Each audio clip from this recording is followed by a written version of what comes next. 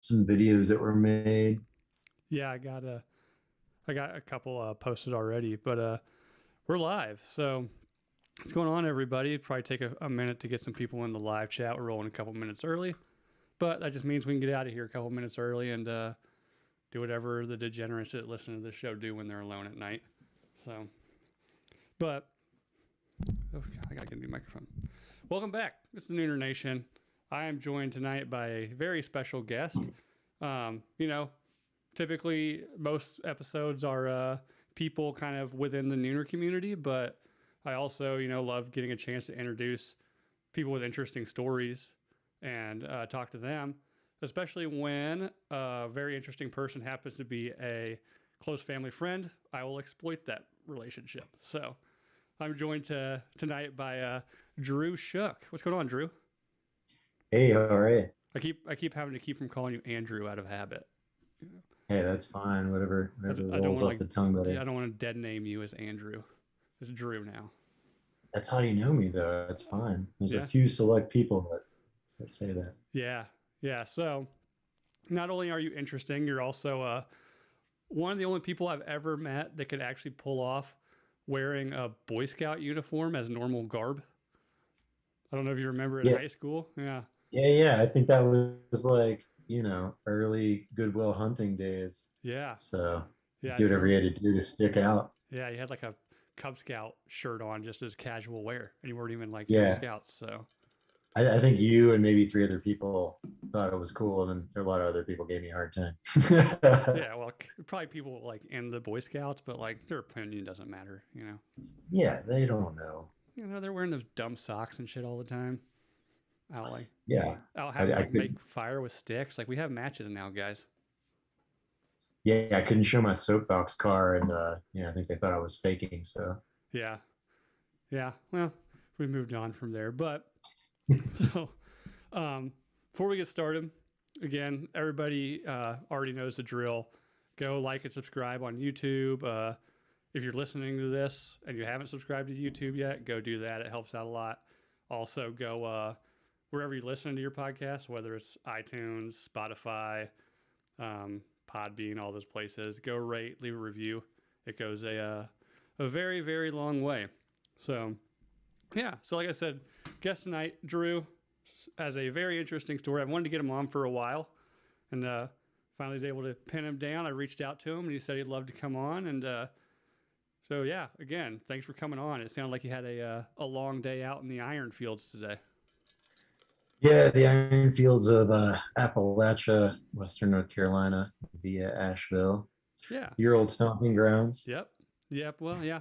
Asheville adjacent, I suppose. You know, I, Hmm. I don't want people getting the wrong idea that I'm from Asheville of all places. Right, it was just like a stepping stone for you. Yeah. Yeah. No, no, no. Hendersonville for sure. Hmm. Asheville's Asheville's beautiful and weird. I've always kind of thought it was like I don't know if you've ever been to Austin. It's like Austin Hmm. of the Appalachians. You Yeah, know. So yeah, it definitely is. It gets a lot of correlation as a small San Francisco, which I always find funny and maybe not so true, but I've heard people say that it's just a funny little knuckle in the mountains. Everything outside of it's completely different. oh yeah, for sure, for sure. So trying to think, how big is Asheville? Not that big, right? It's not that big. Let's pull up some stats. I'm not going to be able to give you any good Uh, information on this. nah, no worries. No worries. But yeah, Asheville's a cool place. If you ever get a chance to stop by, Sierra Nevada has got a really cool place there. I think I haven't been back in a couple of years. That just opened, I think, last time I came into town. But Yeah, there's that. There's a lot of there's actually a really like large number of James Beard Award winners and good yeah, restaurants to get. So yeah, yeah, for sure. Beautiful area. But so yeah, we'll let you introduce yourself real quick before we go into deep diving into your history and your story. But you're like an iron sculptor, correct? yeah, iron metal worker, kind of craftsman.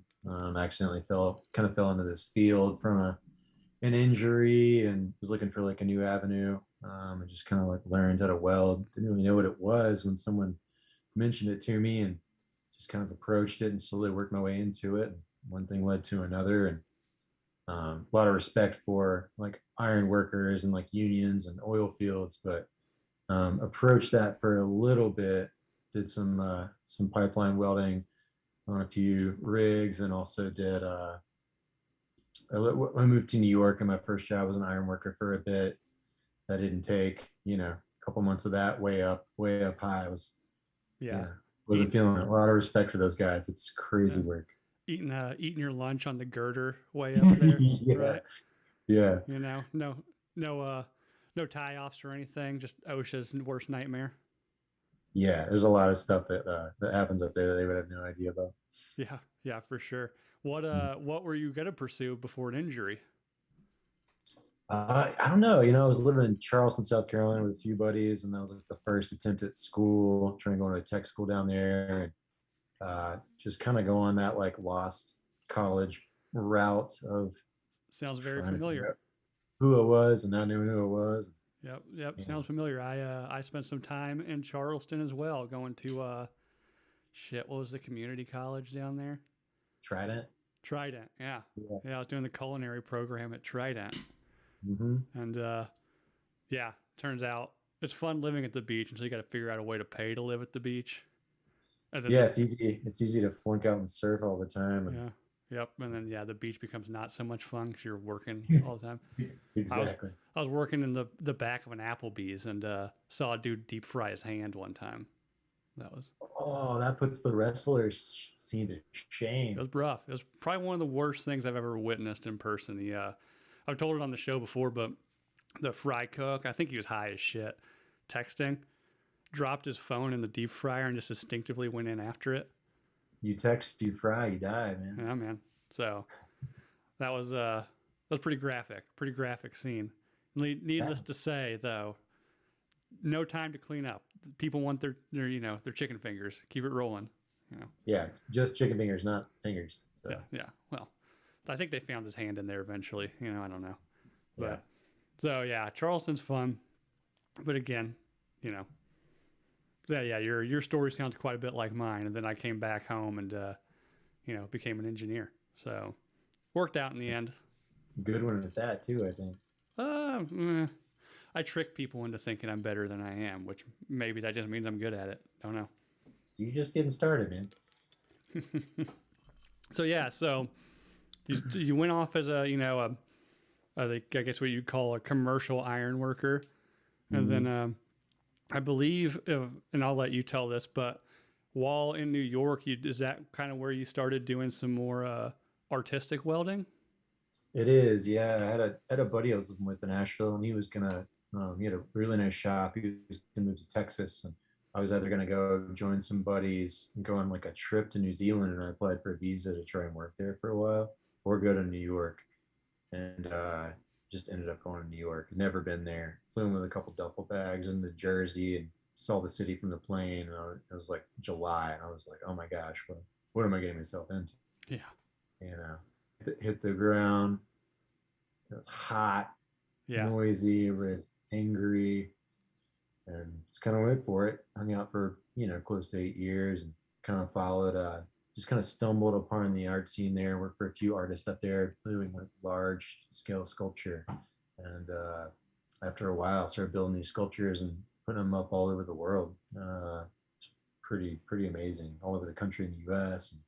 And yeah, just traveling around a lot. It was yeah, cool. Met a lot of. yeah. Any sculptures that people would recognize? The majority of these were a forget named Roxy Payne. They were stainless steel sculptures. So if you've ever been to Raleigh, there's one outside of Raleigh at the National Museum. There's one in Bentonville, Arkansas, Alice Walton's Museum as you enter from the front.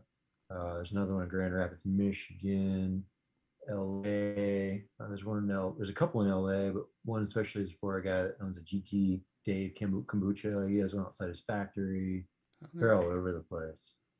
Um, Houston, Texas. There's one museum there. Um, yeah, they're all over the map. Yeah. Where what was your internationally? What was your favorite place to go? I don't know. It's kind of a combo. We did one that we installed. It kind of traveled around a lot. I went to Amsterdam, went to Art Basel in Amsterdam, and then got put in storage for a bit. Went to Germany. We never got to install it, and then getting shipped to the States so we could work on it, and then shipped to Australia for a biennial. And that was really cool because I had family there, so I got to see some aunts. We put this up for a Sydney biennial in the middle of Sydney, looking at the Opera House. It was really beautiful, really fun experience. But I think the best one that tops that was another one that ended up going in Jerusalem at the National Gallery there. That was really fun. It's just like this upside down, um, probably a little over close to 40, under 40 feet, like this massive stainless steel tree with the roots sticking upward. Really beautiful piece. That was probably one of the better ones working for that artist, traveling around, Yeah. getting to see like the crazy, all the cultural demographics there, and all the social unrest and um, the organized chaos that just surrounds all the little sects of Jerusalem and outside of that, like in Tel Aviv, and all Right. the Palestinian encampments that no one ever sees, and floating in the Dead Sea, and giving women mud that couldn't come get in the water because they couldn't show their skin. They're crying you and thanking you for giving them like grocery bags of mud because they're gonna go home and like Huh. put these minerals of mud on their skin. Wow. Yeah, it's insane. You're probably what, a young 20-year-old kid doing all Oh this? yeah, I think I was 24 when I went on that trip. So it was a really cool, eye-opening experience. Great, great. And then, so from New York, where'd you go next? After New York, I kind of bounced around for a bit, got a motorcycle, and became a rebel for a minute. Just traveled around, saw a few friends. I had a buddy that created a relationship in a foundry in Arizona, and went down there for a while. Went to LA for a bit, went to Chicago, ended up coming back to Arizona and made some really beautiful sculpture for them for a while in that foundry, and still do work with them from time to time. And then after that, I ended up coming back to Asheville. I have family here and long ties, as you know, Yeah. old family friends and history here. A daughter as well, and I met some people that actually came here, some tech gurus, and they did a little 1 year jaunt in Asheville, and they were part of a really cool group called the Mavericks, which is a really successful group of entrepreneurs that I think they're still trying to like build their social network and get more members, obviously, but really successful people. And every year, I didn't know this at the time, I found this out much later, but one of the guys was this guy named Mike Klein, really cool guy. He's got a really amazing few tech companies and probably a lot more that I don't know, but smart guy. Um, Came and we hung out, created a good relationship, and then eventually they moved away. And I heard from him. We would correspond every now and then. I heard from him about a year later, and he called me up. He was like, "Hey, Drew, how's it going?" I was like, going pretty good. Same old, same old." He's like, "Hey, I've got a really interesting project for you." And I was like, "Okay." He's like, "Down here in the Virgin Islands, and down here with a group called the Mavericks, which the group I just explained Mm-hmm. to you, and we're working with Richard Branson. We're actually staying on his island Necker that he rents out. His two is mosquito that he lives on Necker that he rents out to anyone that's willing to pay a ridiculous amount of money to come and hang out there. Right. And they get together there every year. It's like a collective group, and then brainstorm ideas, and they'll help each other out. So they're brainstorming ideas, and they get like a few days here and there out of a week with Richard Branson to hang out. And I think one of his a person that he knows who became a good friend of mine, this guy named Owen Buggy, a really great photographer and engineer as well, uh, hit up Richard about a boat that was getting scrapped. Yeah. Yeah. I was gonna say Uh, when we're talking off air, I in the kind of the YouTube description, kind of the Instagram stuff, I said it's like, oh, so my guest tonight helped sink a naval vessel in the British Virgin yeah, Islands on request of Richard Branson. So, so yeah, I was kind of yeah. There's a wondering lot of how I was going to ask how, you know, you're, because I obviously, I've known you for a very long time. You were a childhood friend of my brother, still great friends. You were in his wedding. Was that 2 years ago? Mhm. Um, to this day, probably one of the best karaoke years I've ever encountered in. in the wild. I think you did King of the Road at the bachelor party. Oh, Yes, I'll take that. yeah. So yeah, so I was kind of wondering what led you to this project. So yeah, like so you get this call to go do something in the Virgin Islands for Richard Branson. Right. Yeah, I kind of didn't believe it at first. I was working on a project here in Nashville. I've got a few containers I have a shop out of, and it was like middle of the summer, and I'm just sweating, sweating my ass off, and not enjoying my work. And I get this call, and so my buddy Mike is proceeding to tell me what's going on. He's like, so we have this boat that now my friend Owen, also a really good friend, I think he used to work for Richard for quite a while, uh, is pitching to Richard Branson to do whatever he can to save this boat in Tortola in the harbor that's been kind of derelict and like halfway sinking, keeling a little bit, on its stern um, side. And so Richard's like, okay, I'll see what I can do. So the same time he's there with the Mavericks, he pitches them this idea. He's like, hey, listen, we've got this boat here in Tortola. We would like to save it. Right now, it's in the process of maybe being scrapped. I can make a call to the government and try to slow this process if we can come up with enough money to buy this boat in order to then come up with an idea to do something with it. So they all talk, they come up with an idea, and then my friend Mike calls me and proceeds to tell me everything that I just told you. And he informs me that this boat was a boat that was like basically an oil tanker to some degree in Pearl Harbor. It was one of a few boats that survived Pearl Harbor and didn't go down. Um, and after that, it's called the Koyo 44. A lot of really cool, interesting information on the internet about it. I'll send you the links. You can do Yeah, it for now. sure. If you could pull them up, but I can send them to you. You can add it to this later. Yeah, yeah, for sure.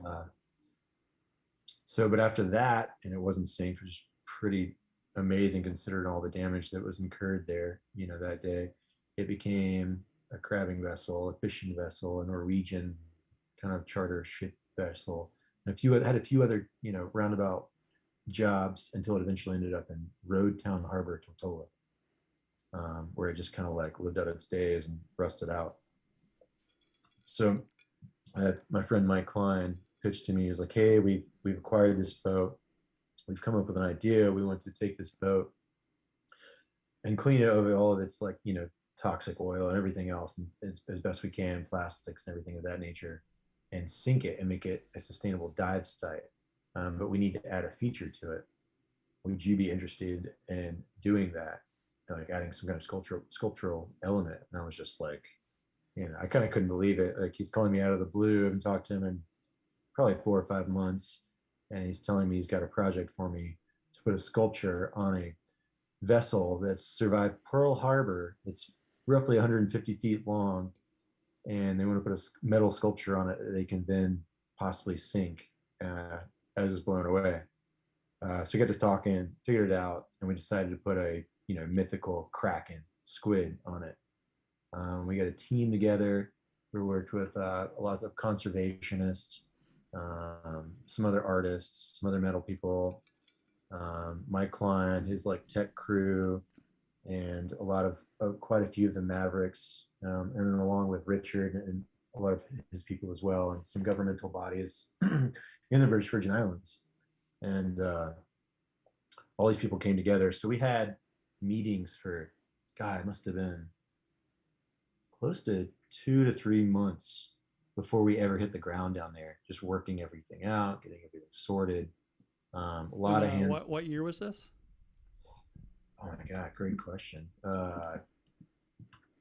Let's see, 18 maybe 17. I forget. Well, I think it was. Actually, I went back and I put the link to that short documentary that was made about the project down in the Yeah, YouTube description. So anybody watching, obviously finish watching this show and then go watch that. But I think it might have been 2016 because some events that happened later were in the 2017 era. But that sounds yeah, about right. yeah, Yeah, that's a really amazing documentary that got entered into a few film festivals and won. It was most of the film work was done by a guy named Rob Sorrenti, who does all of the drone work for Mission Impossible and tons of other really big Yeah. high films. He's just really The new Top Gun. he may have had a hand in that. I haven't Oh, talked so to him in a you while. mentioned Mavericks, and I don't know if you've seen the new Top Gun, but I pretty much use any chance I can to bring it up because it was awesome. I was blown away. Oh yeah, loved it. It was amazing. Like it was just I was worried it was gonna be cheesy and over the top. It Yeah, was so clean and well done and like yeah, that's exactly how I was. I left that movie just like, is that the perfect movie? yeah, it's like can I watch both of them one after the other and just binge them Yeah. in circulation? Not to mention, I'm just like this like mid 30s dude that works in an office with two kids in the Midwest, and I saw that movie. I was like, I'm buying a motorcycle. I Yeah, am gonna learn how to fly a fighter jet. Um, yeah, I'm gonna get. I mean, right now I've got the Wayfarers, but I gotta get aviators now and a leather jacket. I gotta shave yeah, this. I almost my wife Stacy almost got really mad. I was gonna shave into the mustache, just keep the mustache. yeah, But yeah, man. You gotta goose it up. yeah, but unlike you pull the mustache off well, I don't. I have the beard to just mask a really weak chin, so I I can't get doubt rid of the that. beard. But I doubt that. so you guys are planning for a few months before anything happens, Hmm. and then Yeah, so we're planning to get everything rolling. Uh, I make a really beautiful model to scale of the ship, which I'll send you some photos of. And we just get everything lined up. We get all our tooling set up, get everything set up down there, and we all get flights and make our way down there. Mike sets myself and a crew of four with this beautiful villa. Um, we were all kind of volunteering and helping out, but the accommodations are great. We all got down there, and first couple days kind of got started. You know, I had never been down there. I didn't know anything about the island, and get down there. It's beautiful, and we're taking this first drive through the islands to see this rusty old boat. We get there, and it's kind of immersed in this like funky little derelict, like junkyard.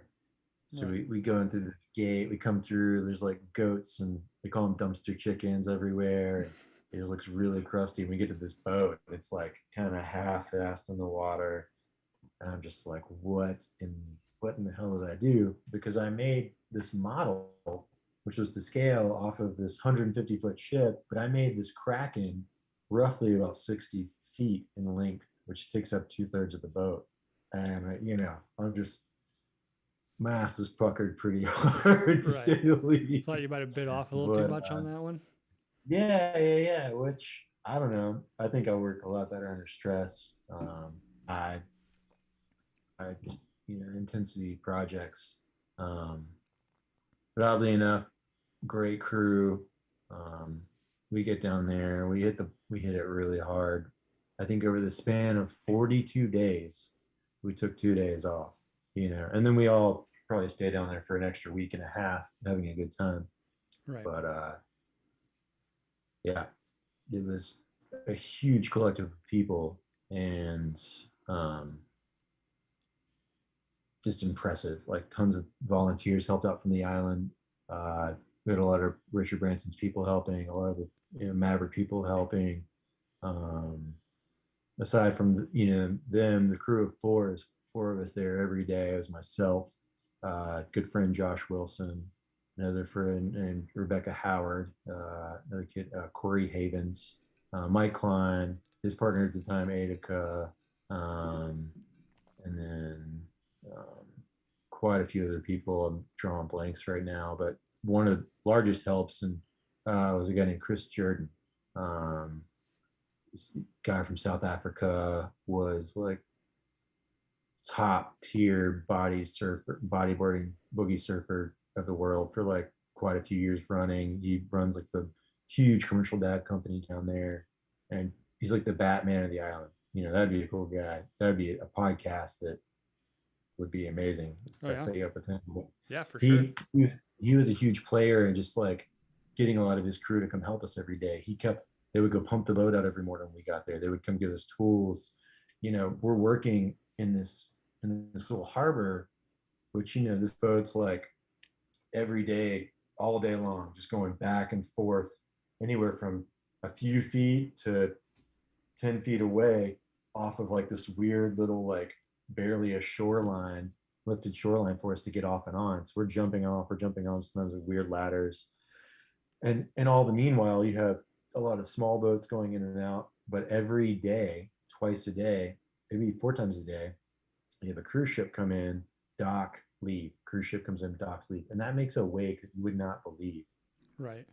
So when you're making all these huge components and pieces in this yard, or you're working on the boat and you've got people and you've got a dredge on one side, with a crane that I'm operating and I'm trying to yell over like generators and heat. And people are tired. And you got boats zipping around and dumpster diver chickens screaming uh, and you're on a barge with a crane lifting a piece on a wire and the other boat's moving independently. It's dangerous. And this huge old boat from Pearl Harbor is rusty. Like Yeah. you fall safely, you're gonna get cut up. Oh yeah. Yeah. I was kind of I'm wondering when you mentioned the cruise ships with the wake, you're probably on yeah, that thing working, just thinking like, this thing's floating, but that's a pretty big wake, and this is a pretty rusty ship. Like, yeah. Thankfully, we were all tetanused up pretty heavily. I think that was like a requirement for me with hmm everyone joining. But we all took some good bashes, and I'm definitely had my fill for sure. One guy broke his ankle, and other people got pretty hurt. And, Chris's divers are pretty amazing. They would come in, have to do like weird little patches. This job kind of taught me how to like the skill set of learning underwater and led to some other really cool commercial diving experiences that I've now come to like really love and get heavily involved in as far as diving goes. And yeah, it was a death trap and beauty at the same time. Chaotic, fun, painful. I the path of welding is was unknown, but has been fun, but incredibly hard work. right. Uh, but then to throw that into like 90 to 100 temperature days in the Caribbean on moving water, completely different. Right. You're sweating a lot, the salinity in the air, like you're welding. You got two big, massive generator welders on this big, rusty boat. To even get a proper weld, you've got to sit there and like sledgehammer old rust off. It's like half an inch thick to just get to bare metal to get a ground on so that you can then Right. bust more rust to make another weld for this component you're adding to the ship. And you're welding it, and you're going through like four pairs of gloves a day. And if you do one tack or weld in a wet pair of gloves, you get shocked so bad you hit your knees and wake Right. up laughing. Yeah. Yeah. For sure. That's what I was going to wonder about. I've done minimal welding and mostly TIG welding, but yeah, just like working in that kind of environment with the rust, and then also, yeah, like the moisture and just overall, like just wetness of everything. You're on a rusty ass boat, so I'm sure everything's fucking wet. Oh yeah, man. Uh, It was a nightmare. And then we'd have like a daily downpour just always come out of nowhere, you know. And there's no bathroom anywhere. So, we've got one girl in the crew and three other guys and the people coming in out volunteering from time to time. And it's a crusty, dangerous, yeah. a lot of heavy words here and there. Oh, I'm sure. Oh, Yeah, a lot of anger and a lot of oh, good times. I'm sure that sledgehammer you were talking about probably got chucked across the boat a couple times. Oh yeah, yeah. I mean, we had a few instances where like, a few the majority of the people when we started were just, it took a while to develop their faith in me because I made this thing so big. Yeah. You know, it was absurd when you really think about it. But when it was all said and done, we knocked it out. It was beautiful.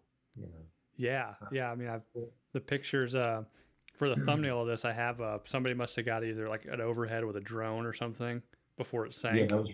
that was Rob Sorrentia with his drone. Yeah. Yeah, and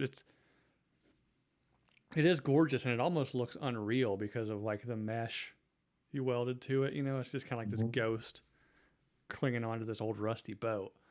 Yeah, and that was one of the scarier parts, because we got the build done and it sat in the harbor for a little over a month, and I came back home. But then when they came up, uh, Chris Jordan was in charge of towing this boat and patching a lot of the holes because we were basically, uh, we did the entire build in Road Town, and if you look at a topographical map on Google or however you look at it of the British Virgin Islands, and you're looking down, we basically towed it from Road Town, which is like this little shark's mouth, Mm-hmm. out into the open water, and had to go through some pretty crazy torrented, heavy current waters to get it to Virgin Gorda, whereas where we sank it. And that was probably the sketchiest part of all because it could have just run one of these patches we put in out of nowhere and just gone down where it wanted to, which would have been a place that wouldn't have been as easy to dive as where it went, which was like where we put it. The biggest depth at the very bottom was just under 60 feet. So the very top of it was about 38 feet, which there's a few YouTube videos of some free divers Yeah. diving down into the boat. They go through the boat, like inside the boat, like the cafeteria, the bathroom, the driving hole, and then they come out. And I designed this thing so there's a few of the tentacles that you can kind of get into and see, and you back out. But in the back of the boat, when you come out, you can either come out on the back deck or you can go swim in through the boat and go through the cafeteria. And we made holes where you come up and you were in the body of the Kraken. And it looked like this cathedral. It was beautiful. And the light that was in there. She'd be in this cathedral, not freediver does that. And it's just like, it's amazing because you see, like I dove it a bunch, on a tank. I'm not a freediver, and it's really cool whether you're inside or out. You see all these constant bubbles, but Mm-hmm. with freedivers, there's no bubbles because you're on Yeah. limited supply of air, and what you have is that's it. But this guy goes in, goes around really delicately and shot well, and then he comes back out through this hole we put in the back and also the top, and it was just epic. It looked completely different in the water, like you're saying, ghostly, eerie, but beautiful at the same time. Yeah. Yeah. And like I said, I rewatched the documentary yesterday, and yeah, I think Mm. like the first two, they say like the first two guys that dived it were locals, and they're I don't know if the people that they're videoing were those two guys, but the two people that were showing diving it were just snorkels and fins Yeah, going through this thing, and I'm like, man, how far down is this? I know like free divers can hold their breath for a while, but man, like that's there's some amazing freedivers, but I think one of those videos, that guy, I don't know, he's down there for close to 5 or 6 minutes. It was crazy, expending all that energy. And yeah, the first two like recorded divers were a couple of local kids, um, Akil and I think his brother, his buddy, a couple of cool little kids that we kind of brought to the project, taught them how to weld. They also work for Chris, um, which is another um, I guess avenue that we're trying to pursue with these like sunken vessels with sculptural elements is they are creating habitats for like Goliath grouper, which are slowly in decline down there, which there have been a ton seen down there since it's been sunk, which is really amazing. And then also all the dive companies that are in and around the British Virgin Islands, when they go dive this dive or some other dives we've done, which we've done some since prior, mm-hmm. um, this money goes towards charitable proceeds on their island. One of which is like teaching a lot of the local children how to swim because that's been an issue with like generational, parents over time. And Mm-hmm. teaching other kids how to swim and ocean awareness and all the things like that, which is pretty cool. Yeah. Like again, I keep referencing the documentary because, like I said, if you're watching right now or listening, uh, you know, go find it. It's called the Kodiak Queen because I don't think Drew mentioned it, but when it was a crabbing vessel, right? I think it was called the Kodiak Queen. Mm-hmm. Um, so Kate Winslet narrates it. Yeah, oddly enough, she is married to Richard Branson's nephew, or some. There's a correlation, but he Okay, talked to her into doing the narration, which is pretty she's cool. in the family, so they hit her up. Yeah, yeah, yeah, Yeah, yeah. Just easy to do. yeah. Because I mean, it's only. I mean, it's like I think it's like 15, 16 minutes long. Really well Yeah, done. yeah. It kind of it jumps back and forth almost like graphic novel style. There's some cool illustrations that are done, some historical stuff, things that are done, and then it also kind of goes into like the hurricane that kind of Yeah, devastated the island. yeah. Um, That's gonna be my next thing, but yeah, go check out the documentary. But they talk about yeah, down the island that a lot of local kids can't swim, despite it being an island, like an Yeah, I island. mean, I think generationally, their parents, grandparents, and onso were unfortunately taught to be scared of the water, so that they couldn't, take off because enslavement and other reasons Oh, for gotcha. that nature. So they have a strong fear of the water. So it's more so like educating them and, you know, making them understand that they have this beautiful power to learn how to swim, to take over this area that is their home, and like, you know, be Yeah. very well educated. Yeah. Yeah. It was pretty awesome. And yeah, I didn't even think about that element of why they wouldn't culturally, like why they wouldn't be, swimming, but I guess it kind of makes sense. Um, Crazy. but yeah, so again, you referenced the hurricane. That was gonna be my next thing. That's how I kind of found the timeline because I know Hurricane Irma was, I believe, what was that, like the summer, fall of 2017? And Mm-hmm. if you don't remember, like it pretty much flattened the Virgin Islands. Oh yeah, Virgin Islands got wiped out. Every leaf on every tree was devastated. All the roofs got ripped off. Um, there were piles and piles of like 30-foot, 40-foot, 60-foot catamarans stacked on each other like monkeys in a barrel. Just like it was nuts. It just looked like someone came up and scooped up like 30 boats. It would take the largest crane to pick up in a singular fashion and just jammed them all together up on shore. It was a bad storm. It crushed Puerto Rico, came into Mm-hmm. the States a little bit. Yeah, yeah. So did that affect the reef that the boat, the artificial reef, did it shift or anything, or did it make it through pretty well? Oddly enough, it survived that really well. It came through that storm and unfazed, which was a concern for sure. I mean, the island got devastated, and that was really upsetting. But the the sculpture was fine.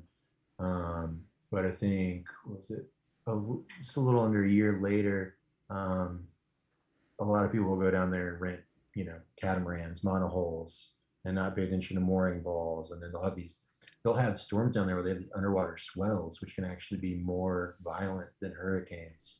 Like these Okay. crazy deep underwater swells. So the culmination of, I think, someone coming through and not paying attention to a mooring ball for diving, and seeing where this location was, they put a keel through the top of it, which is Mm-hmm. upsetting. And then also one of these surges after the fact kind of came through and really messed that sculpture and reef, a lot of elements of that up. And we're working on some efforts to go back down and kind of fix that and remediate that at some point. Gotcha. And then so from there, I mean, you mentioned you've dove it obviously once it was sank. Yeah, my I, first dive actually was with Richard on it. It was pretty fun. yeah, I was gonna ask. Did you have any diving experience before that? It sounds like you didn't, right? So No, not at all. you Not at learned all. it just for this project. Yeah, I never even really considered options. Something I always wanted to do, but when I found I was going to do the project, when I was making the model at the same time here in Asheville, I went through a local company and got certified. And then it was like the middle of winter, so I wasn't able to like do a dive anywhere. I went to a pool and got a few like base rudimentary Right. elements down, but didn't Yeah. do anything deep. Like Didn't in the deep end of the YMCA pool Yeah, kind of thing. exactly. Yeah. Like it was like, oh, this is fun. I'm like underwater to pool forever. This is gonna be great. I'm gonna be a great diver, you know. And then you go down there. I went down there my first dive. Was with this girl, Lauren Keel, and her father, who owned a dive shop on Peter Island. He's a really interesting, both really cool people. And I just noticed my regulator was hissing a lot. I was like, hey, I could like, I think I'm losing some air. And they're like, nah, you'll be fine. You'll be fine. So we go down, and I keep looking at my air, and this girl on keel is kind of paying attention to, like, where you do all like the sign language for diving. Are you okay? This and that, and you like show your numbers, what you have as far as what's left in your tank. And we're like halfway through the dive, and I'm looking at my tank's going down really fast. And I look at her and I'm like, 500, because you kind of normally start out with 25 to 3,000 pounds, Hmm. 2,500. And she kind of like got all bug eyed and came over and grabbed, my my like oxygen regulator to see where it was at. She was kind of surprised. She was like, okay, she gave me the turnaround signs. We're start heading back to go back to the boat early because we couldn't keep up with the rest of the divers, obviously. And right when we get to the point where we need to go up, I run out of air. So I look at her and I'm like, let her know I'm out of air. She's like, it's okay. We're gonna share air, which is like something you have to do on your Right. first dive. Is like you share air. You'll have to take your tank off and your regulator off, put it back on. You take your goggles off, have to put them back on. All these things you have to do to pass your first Right. dive, so then you can go forward and get more. Yeah. Is that to kind of like learn what to do in those situations? Kind of Yeah, thing. but Yeah. normally you practice that knowing you have a full tank of air, Right. or Right. so. But it was kind of it was funny. I wasn't too worried about it, so we sat there, used her regulator and went back and forth and chilled for a minute. Went back up, and that led to that. Nice. Yeah. Yeah. Didn't know if that was your first time diving or what. But so did you also did you do any like welding underwater? Not so much in that. Definitely did some welding where it was kind of underwater, where like you kind of like wrap your electrodes in electrical tape, and you're like looking through a welding hood, but you've got like big rubber glove and you're welding Oh, gotcha. underwater. That was the first time I'd experienced that, and then a few trips down there afterward helped out with a couple other things where we did like I got shown how to do some underwater welding, and that was pretty interesting. It's a peculiar sensation. I always thought that'd be something I want to get into. When I moved to New York, I looked at a place in Hoboken, and they're like, "Have you had any surgeries? Do you have good teeth?" They ask you all these questions. I'm like, "Well, I have a few cavities. I've had a knee surgery and this surgery." They're like, "Oh yeah, nah, we can't take you." And I never, like they tell you why, and you kind of get it, but like not until I actually did that do you understand, because the way the electricity, you're in like this orb, this Mm-hmm. field of the electricity, and the way it goes through you, you feel it everywhere. You feel it in your teeth, you feel it Yep. in all your bad joints, like Yeah. rattles your brain a bit. A guy that was I think about 2 years younger than me in high school. A couple years after we graduated, we just ended up at some random party in Hendersonville, and he was a dive welder for Oh like out in the gosh, Gulf for oil rigs, like a deep water so welder, to dangerous. where he's in there and like he was saying the suit they pump water and heat it and then pump it back through the suit, Mm, and you're down there. It's one of those things like if you got to come up, it takes like 2 hours to you have to like come up a little bit, stop, come up a little bit because you're so deep. You'll get the bends and stuff. yeah. And I was like, man, like what's that like? He's like, well, the money's good, but there's a reason why people only do it for about 2 years. Like it's brutal. And but he liked it, but then I bumped into him about a year later and I asked him like, you still doing that? He's like, no. I was like, did it get to you? He's like, yeah, the pump system sucked up a small jellyfish and sent it down into my suit, and it wrapped around like his side. And thank you. And it was just stinging while he was Stinging having to him, and come up. it took him like 3.5 hours to come up, and he's got this little jellyfish stuck to his side. And she pulled his shirt up, and it had been on him so long he had like a burn scar Oh where my this jellyfish gosh. had hit him.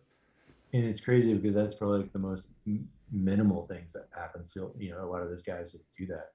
Oh yeah, yeah. I think he said yeah the time frame for those guys is like if you meet a guy who's been doing it for like 5 years, you're like, man, what the fuck's your problem? You know, you Oh got a yeah, death they're wish or like something. they're scattered and they got like slurred talk and Oh yeah, but I mean, I the amount of money he was making. I think he said he's like, oh yeah, like typically you don't go down for less than like 1,500 an hour. I'm like, oh oh, yeah, because okay, it's like I can see incredibly, that being tempting.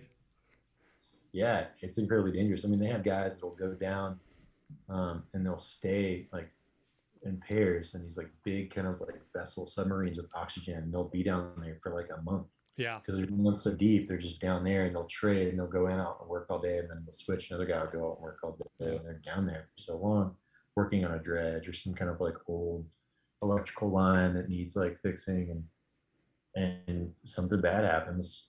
It takes a while to get up because you have all this nitrogen, oxygen in your body that you have to come up in slow, staggered amounts.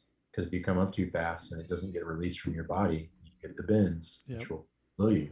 Like yep, even when you dive, like a mellow 40-foot dive, and you come up and do all your, your safety stops and everything like that.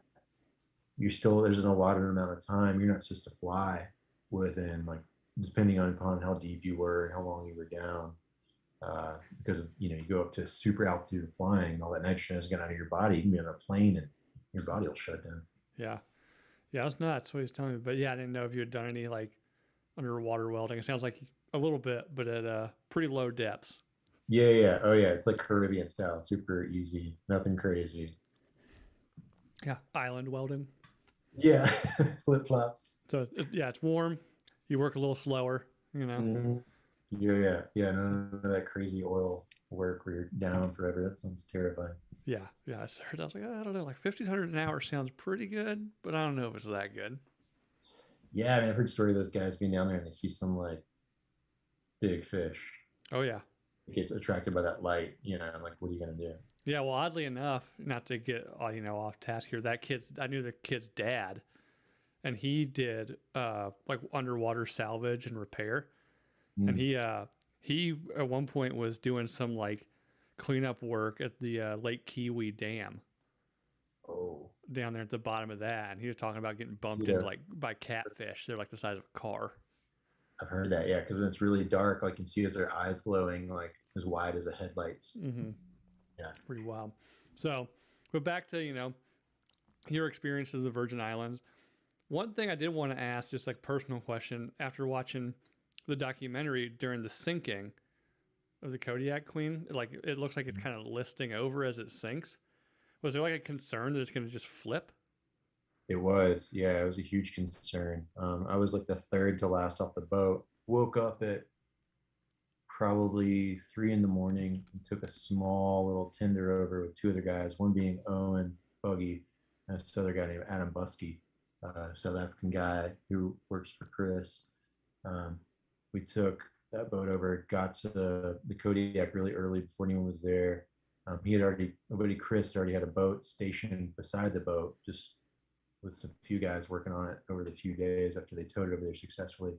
And we got there, and the idea was we had four pumps set up, two port side, two stern, and on the front and back, we cut holes. So there are four holes cut about a foot up from the water line. Each hole was probably like, I'll just say like 24 inches wide by like 10 to 20 inches tall. So, the size of like a little microwave. So we cut all those four holes in the morning with, torches in the morning, like inside deep in the boat. Got all that gear off, got the pumps ready and working. And then by that time, it was probably, let's say 10:30, 11 in the morning after doing all that, getting the boat like super prepared. And also this time, there must have been like, you can look up videos, but a lot of people were further back. There must have been hundreds of boats. Like it was like a big party. Um, so we start pumping water in because what we wanted to slowly do was just get the boat just filled enough with water so that when those holes got to the water level, the salt water would start lapping in, Right. you know. So we did that. There was like a crew of, God, must have been close to 20 guys. And I'm helping. We're running around, we're moving pumps because one side's filling faster than the other. Because on that boat, if you look at it, there was this big crane that was on the boat, and we welded it. We fixed welded positions so it wouldn't move. But it had a lot of like weight that was weird, And there was a lot of just like spots in that boat we couldn't get to and open up. And weren't full of oil, but just weird like areas Right. filled with weight for ballast and things of that nature. So we're on the boat. It's like myself, Chris Jordan, and this guy named Wayne, really cool Canadian guy, like super tough Bruce Willis, non-talking, epic, badass, and just chain smokes like a man. And so like there's like a little support boat, and I jump off, and then Wayne's right behind me, and then we can't find Chris, and Wayne's like, "Fuck it, he's staying on the boat, he's going down with it," and we're all just like, "Okay," so we back off, and like the boat starts listing. I think it was port side, if I can remember. And all of a sudden, Chris pops up. I guess he decides he doesn't want to be on the boat. So we swing back in, grab him. He jumps off. We back off, and we're kind of like slowly circling around the front of the boat, and it just starts to list really bad. And it's just like there's tons of cheering and like music on boats, and it was wild. And all of a sudden, it's just like deathly silent, and this boat just goes under slowly sideways. But then at the last second, you see it turn. At least I don't know if you can see it on camera, but at the boat, you could just see it turn a little bit, but just enough to where you couldn't tell, you know. So essentially, in the back of the boat, set up like two massive anchors, and then at the front we had two anchors crossing each other from port side to stern side, and they were probably crossed on chain, and they went out probably like 500 feet. And this was like to counteract that from happening. Um, so the back didn't move at all, but the back did go down first and kind of put a dent in the ass of the Kraken. That hit first, and you could hear it like above the water. It was pretty bellowy, and then it started listing, and it went down, and you couldn't tell. And Chris and a couple other guys had dive tanks on. They were in the water, and they went down, and they were down for, it felt like an hour. It's probably like 5 minutes, and there's still like quite a bit of residual oil in the boat. We couldn't get out, and just like so, there's this kind of like little plume. It wasn't a lot. It wasn't toxic, but just what couldn't be gotten rid of. And he comes up and just gives us like a big thumbs up, and he's like, "It's dead level. It's dead level," which was pretty amazing. Everyone cheered. So that was like, it was like I was about to cry, and then he came up and it was like level. So sculpture was intact for the most part and looked great. We went and dove it the next day after all the kind of the sediment had cleared, because it created a lot of debris, and just old rust and metal particulate and just dust from the sea bottom kicking up. You couldn't see, so it wasn't worth diving. We went back the next day, and it was dead level. It, like, you could have put a 100-foot level on it, and like from beam to beam, it was just like so clean. And then we dove one of the anchor lines, and the anchor line that came from port side that or sorry, stern side, that wrapped underneath to keep it from rolling all the way over, it had drug like 150 feet, this like huge wake of like a 5-foot sand wake in the bottom. Just like, you just saw like, normally if you were to dive that side, it would just be like beautiful pillowy sand, like a desert. But this was like this deep crevasse with like old conch shells like busted up. It was wild. Yeah, So old pirate gold in there. Yeah, I mean, maybe. Yeah, it's like pirate land down there for sure. So outside of that, what's Richard Branson like? Really, really nice guy. Yeah, I figured he seems like it. He seems to Yeah, be a he was a pretty really nice genuine, guy. kind of like what you see is what you get out of that dude. And I think he's pretty much lived his life making sure people are like, yeah, this is who I am. Yeah, no, 100%. I remember we did before we did that first dive, he wanted me to come over on his boat with him. So I did. We talked for a while, and talked about some future stuff that could happen that he was interested in, and kind of create a little rapport, which is nice. Really great gentleman, nice guy. And he gave me his iPhone. He was like, "Hey, have you seen this one photo that my photographer took?" I was like, "Nah." He gave me his iPhone, and his iPhone was just all like cracked up and beat up. And I was like, I started laughing. I was like, "What are you doing with a busted iPhone, Richard?" And he was just like, "Ah, I don't care." And he was like, "Here, look at this photo." And I was like, "Okay," just Yeah. down to earth, nice guy. Yeah. Did you like pull the number off? Did you like text yourself from his iPhone as you're looking through it? So now you have his number. No, I didn't, but he did tell me to email it to myself. So I did that from his phone, which is pretty cool. So Nice. having some correspondence, that was cool. Awesome. Yeah. So then, from there, right, you did some other projects kind of in the similar vein. I was trying to find some pictures of especially like the pirate ship that you did Mhm. down Yeah, there. yeah, that's a really cool one. So if you go down there, if you go to U.S. Virgin Islands or British Virgin Islands, you have the ability to go to a place called Willie T. It's an old boat. It's on its third boat that they've had due to hurricanes. The first boat was like this big old, it was small, but it was like a really cool thing. But it's basically like a restaurant bar, more so a bar in the middle of Bite Bay, um, which is like kind of like the island that Swiss Family Robinson and all the treasure movies are based off of, because a lot of treasure has been found there from a long time ago, probably not anymore.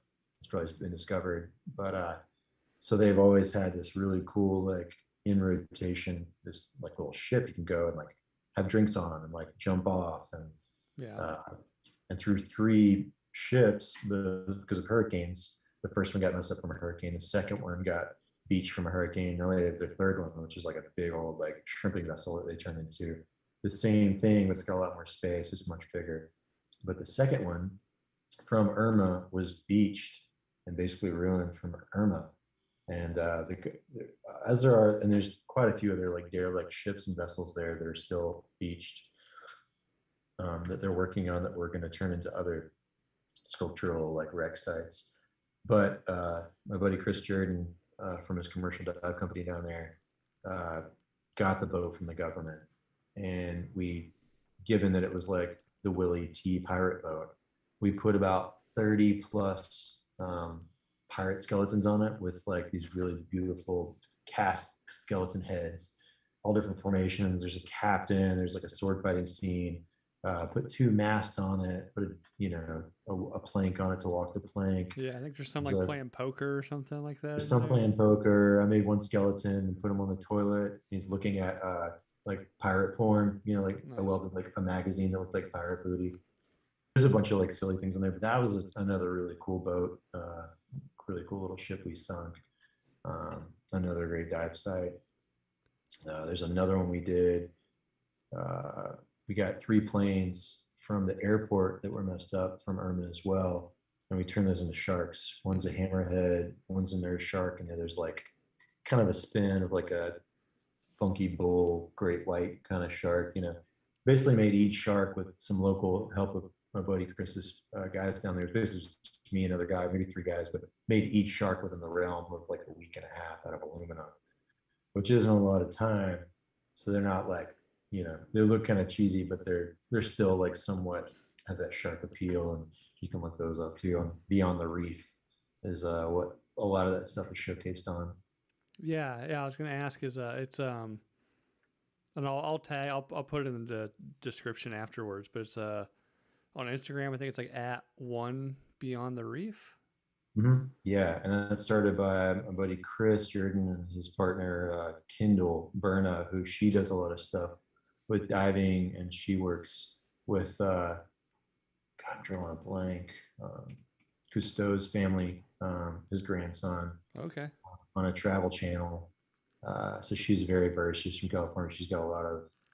She's highly enveloped in like the diving scene, the travel scene, and the islands as well. But they created this cool nonprofit down there with One Beyond the Reef, where we do the same thing that we were sourcing to do from the Kodiak, but it's a little less like hands in the pot, and they run more of the show with the government, and we're getting a lot more turnaround with these sites, which is cool.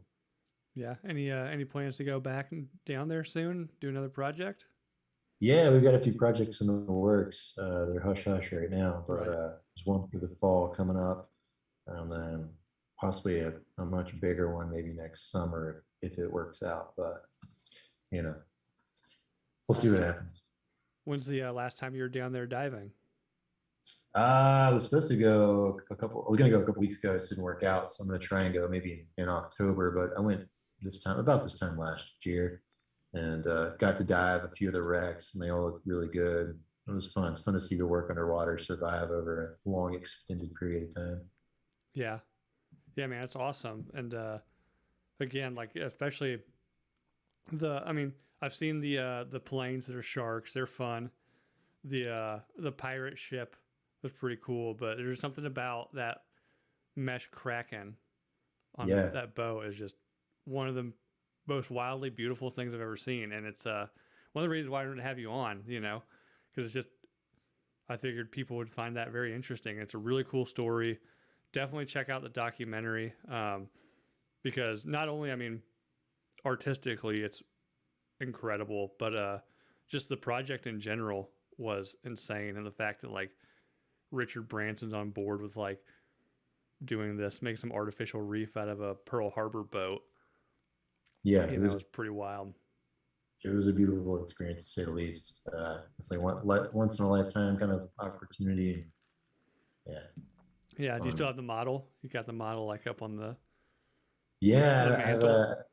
it's actually like in a crate right now in my shop. I need to do something good with it, but yeah, I've still got the model. Yeah. Well, cool, man.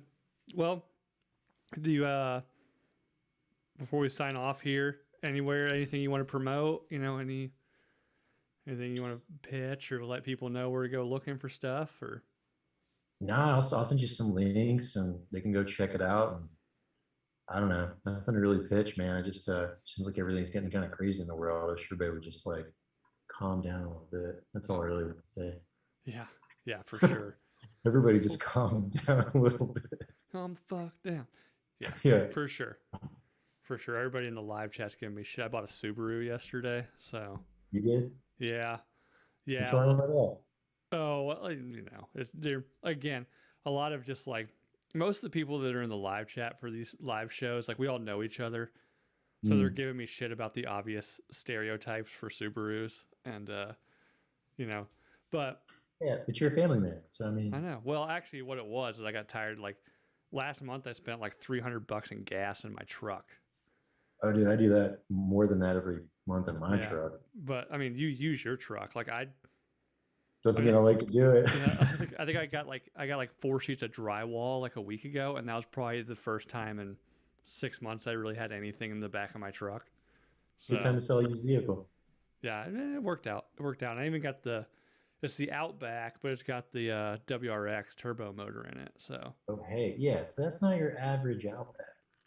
hmm and I may have ordered a lift kit for it this morning. So And some all-terrains.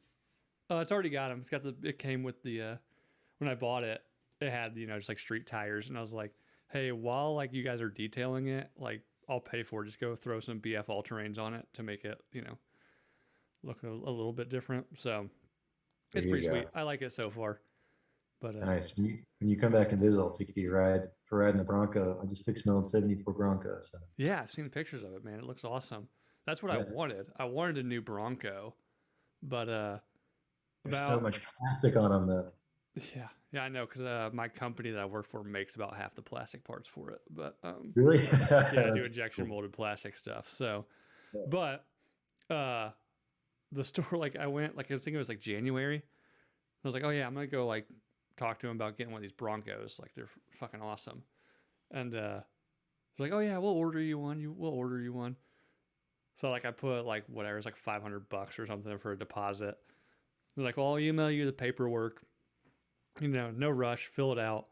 And they like about 2 days later, he emails me all the paperwork. And I think like the MS, because I was just ordering like pretty much the base model because it Mm, comes with a 7-speed manual in it. And I was like, I want that. And yeah. so I ordered the base model, soft top, but I had them like upgrade it to like the SVT wheels and tires instead of But it just was like like the the sport. Steelies.